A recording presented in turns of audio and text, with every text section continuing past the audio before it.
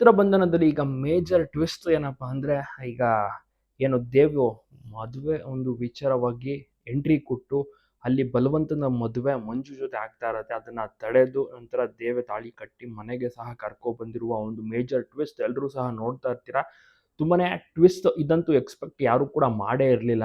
ತಮ್ಮೆನನ್ನ ಕಳ್ಕೊಂಡು ಬೇಸರದಲ್ಲಿರುವಂತ ಅಣ್ಣಯ್ಯ ದೇವ್ ಈ ರೀತಿಯ ಒಂದು ಮಹತ್ವದಂತ ನಿರ್ಧಾರ ತೆಗೆದುಕೊಳ್ಳೋಕೆ ಕಾರಣ ಏನು ಅಂದ್ರೆ, ಅಲ್ಲಿ ಪವಿತ್ರ ಸಂಬಂಧಿಕರು ಬಲವಂತದ ಒಂದು ಮದುವೆನ ಮಾಡ್ತಿರ್ತಾರೆ. ಅದು ಪವಿತ್ರಗೂ ಕೂಡ ಇಷ್ಟ ಇರೋದಿಲ್ಲ. ಅಲ್ಲಿ ರೌಡಿಗಳು ಸಹ ಇರ್ತಾರೆ. ಅವ್ರಿಗೆಲ್ಲರಿಗೂ ಕೂಡ ಹೊಡೆದು ನಂತರ ತಾಳಿನ ಸಹ ಕಟ್ಟಿಬಿಡ್ತಾನೆ.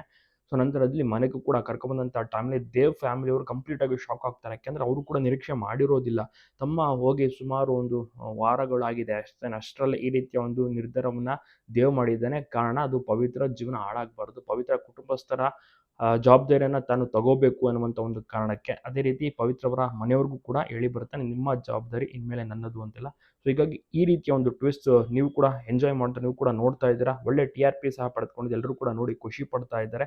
ಪವಿತ್ರ ಬಂಧನ ಧಾರಾವಾಹಿ ಈಗ ತುಂಬಾ ಚೆನ್ನಾಗಿ ಬರ್ತದೆ. ಪ್ರತಿ ದಿವಸ 10 ಗಂಟೆಗೆ ಈ ಒಂದು ಧಾರಾವಾಹಿ ಬರುವಂಥದ್ದು. ಸೂರಜ್ ಅವರು ಅಂದ್ರೆ ಬಿಗ್ ಬಾಸ್ ಬಳಿಕ ಸೂರಜ್ ಅವರಿಗೆ ಒಂದು ಒಳ್ಳೆ ಪ್ರಾಜೆಕ್ಟ್ ಸಿಕ್ಕಿದೆ. ಅದುವೇ ಪವಿತ್ರ ಬಂಧನ. ಎಲ್ಲರೂ ಕೂಡ ನೋಡಿ ಖುಷಿ ಪಟ್ಟಿದ್ದಾರೆ. ಇನ್ನ ಅಮೂಲ್ಯ ಅವರು ಪವಿತ್ರ ಪಾತ್ರವನ್ನ ಕೂಡ ಸೂಪರ್ ಆಗಿ ನಿಭಾಯಿಸ್ತಾ ಇದ್ದಾರೆ.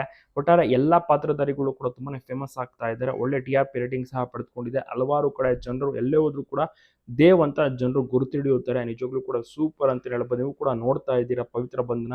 ಒಂದು ಮದುವೆ ಟ್ವಿಸ್ಟ್ ಹೇಗಿದೆ ತಪ್ಪದೆ ಕಮೆಂಟ್ ಮಾಡಿ. ಮತ್ತೆ ಯಾವ ಪಾತ್ರಧಾರಿ ಇಷ್ಟ ಅಂತನೂ ಕೂಡ ಕಮೆಂಟ್ ಮಾಡೋದನ್ನ ಮಾತ್ರ ಮರಿಬೇಡಿ.